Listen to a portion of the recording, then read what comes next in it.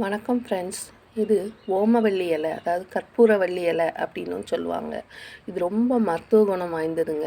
இது சாப்பிட்டிங்கன்னா தலைவலி, காய்ச்சல், இருமல், சளி அதுபோல் உள்ளதுகள் எல்லாமே சரியாக வரும்.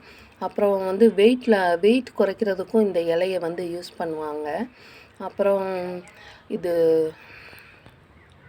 ஸ்கின்னுக்கு ரொம்ப நல்லதுங்க இந்த இந்த ஓமவல்லி இலை.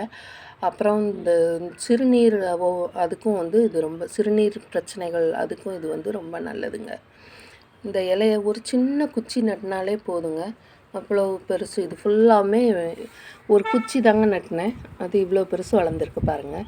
இது எல்லார் வீட்லேயும் இருக்க வேண்டிய ஒரு மருத்துவ குணம் வாய்ந்த செடிங்க. அவசியம் எல்லார் வீட்லேயும் இதை வச்சுக்கோங்க.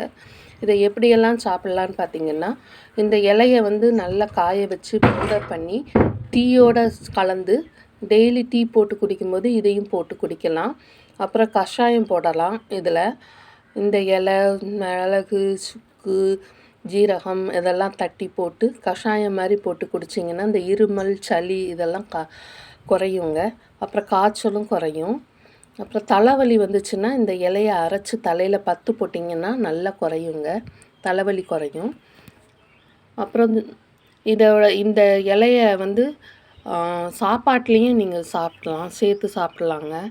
இதை மோர் குழம்புல இந்த இலையை போட்டிங்கன்னா நல்லா இருக்குங்க. இது நல்ல ஒரு வாசம் இருக்கும் இந்த செடி, இந்த இலையில. அப்புறம் இதை உங்களுக்கெல்லாம் ரொம்ப பிடித்தமான பச்சி செஞ்சு கூட இதை சாப்பிட்லாங்க.